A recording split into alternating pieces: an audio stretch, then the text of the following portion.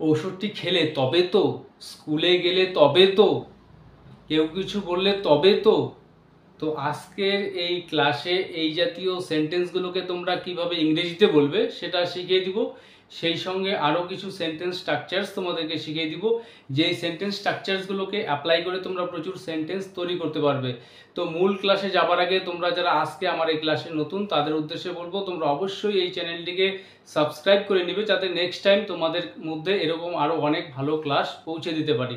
তো যেই সেন্টেন্সগুলোর কথা আমি বললাম, যে ঔষধটি খেলে তবে তো বা তবে তো না, তো এই সেন্টেন্সগুলো আমরা কখন বলে থাকি যে আমি আমার অসুখ হয়েছে, আমি সুস্থ হচ্ছি না। তো কেউ একজন বলল ঔষধ খেলে তবে তো না, মানে আমি ওষুধটি খাচ্ছি না।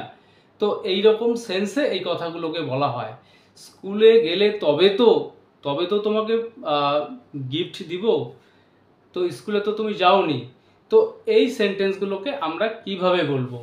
ঔষধটি খেলে তবে তো, তো এই সেন্টেন্সটাকে আমরা বলবো if you take the medicine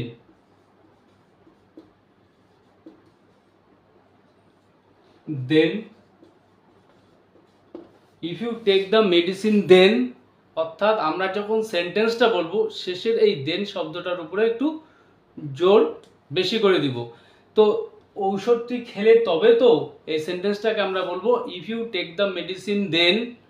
তো এই সেন্টেন্সের যে স্ট্রাকচার, সেই স্ট্রাকচারটা হচ্ছে ইফ, তারপর এখানে যেহেতু আমরা সেকেন্ড পার্সনকে উদ্দেশ্য করে কথাটা বলছি, তো এখানে ইউ, ইফ ইউ, তারপর ভার্বের মেইন ফর্ম নিয়ে আসবো। তো সেকেন্ড সেন্টেন্সটি লক্ষ্য করো, তো এই স্ট্রাকচারটি আরও ক্লিয়ার হয়ে যাবে। স্কুলে গেলে তবে তো বা তবে তো না, তো এই সেন্টেন্সটাকে আমরা বলবো ইফ ইউ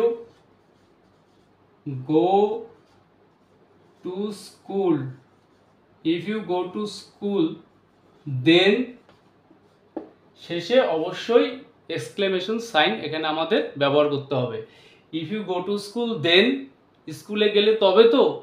তো আরেকটি সেন্টেন্স, কেউ কিছু বললে তবে তো। তো কেউ কিছু বললে, এখানে subject third person singular number. তো এই সেন্টেন্সটাকে আমরা কিভাবে বলবো? ইফ, এখানে সাবজেক্ট আমাদের সামওয়ান, ইফ সামওয়ান, এখানে টেলস, তো এখানে ভার্ব হচ্ছে টেল, যেহেতু subject third person singular number, আর আমাদের সেন্টেন্সটা গঠন করতে হবে প্রেজেন্ট ইনডিফিনিট টেন্সের নিয়ম অনুসারে।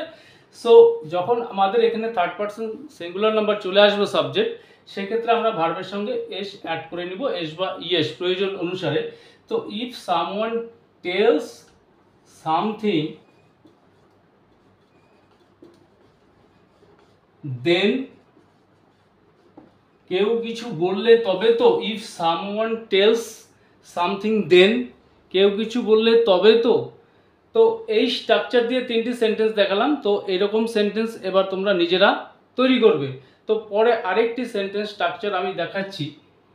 সরাসরি বলো না যে তুমি তাকে ভালোবাসো। তো এত ঘুরিয়ে পেঁচিয়ে বলার কি আছে? সরাসরি বলো না, সরাসরি বলো না যে তুমি সেখানে তার সঙ্গে যাচ্ছ, সরাসরি বলো না তুমি আমাকে জানাবে না। তো এই সেন্টেন্সগুলোকে কিভাবে আমরা বলবো? যে সরাসরি বলো না যে তুমি তাকে ভালোবাসো, এই সেন্টেন্সটাকে আমরা বলবো say it straight, say it straight out that, সরাসরি বলো না যে, say it straight out that, কি বলবে? যে তুমি তাকে ভালোবাসো। এই সেন্টেন্সটাকে এবার বলবো আমরা say it straight out that you love him, অথবা হার প্রয়োজন অনুসারে ব্যবহার করতে পারবো। তো সরাসরি বলো না যে তুমি তাকে ভালোবাসো, এই সেন্টেন্সটাকে বলবো say it straight out that you love him. তো এই স্ট্রাকচার ফলো করে পরের সেন্টেন্সটি কিভাবে তৈরি করব? সরাসরি বলো না যে তুমি তার সাথে যাচ্ছ, ঘুরিয়ে পেঁচিয়ে বলতে হবে না, সরাসরি বলো।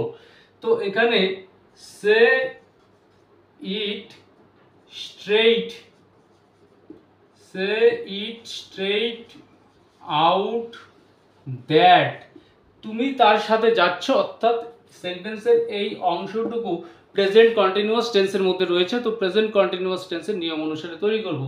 তো say it state out that you are going, you are going with him, তুমি তার সঙ্গে যাচ্ছ। তো এই স্ট্রাকচার ফলো করে আরেকটি সেন্টেন্স আমি দেখাচ্ছি।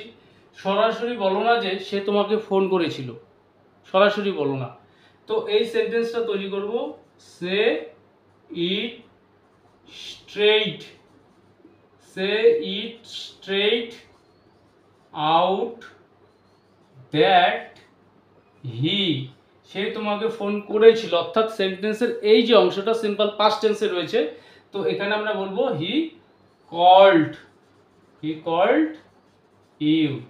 তো say it straight out that, সরাসরি বলো যে, তারপরে যে অংশটা সেন্টেন্সের, এটা আমরা বিভিন্ন টেন্সে বলতে পারবো। তো কখনো প্রেজেন্ট কন্টিনিউয়াস, কখনো সিম্পল পাস্ট। তো say it straight out that he called you, সরাসরি বলো না যে সে তোমাকে ফোন করেছিল। তো এই স্ট্রাকচার দিয়েও আমি 3টি সেন্টেন্স তোমাদেরকে দেখালাম। তো আরেকটি সেন্টেন্স স্ট্রাকচার দেখাচ্ছি, এর পরেও সে তোমাকে ভালোবাসে, এর পরেও তুমি সেখানে যাও, বা এর পরেও তুমি সেখানে যাচ্ছ, এর পরেও আমি তোমাকে পড়াই। তো এই সেন্টেন্সগুলোকে আমরা কিভাবে বলবো? তো এখানে এর পরেও সে তোমাকে ভালোবাসে, তো এই সেন্টেন্সটি প্রেজেন্ট ইনডিফিনিট টেন্সে আমরা গঠন করব। He loves you even after, even after that, he loves you even after that, বা এখানে সেন্টেন্সটা আমরা সি দিয়েও বলতে পারি প্রয়োজন অনুসারে, she loves you even after that. তো মনে রাখতে হবে এই ইভেন আফটার দ্যাট, এর পরেও। তো এই কথাটাকে আমরা সেন্টেন্সের শুরুতেও নিয়ে আসতে পারি, even after that he loves you, এভাবেও সেন্টেন্সটা বলা যেতে পারে।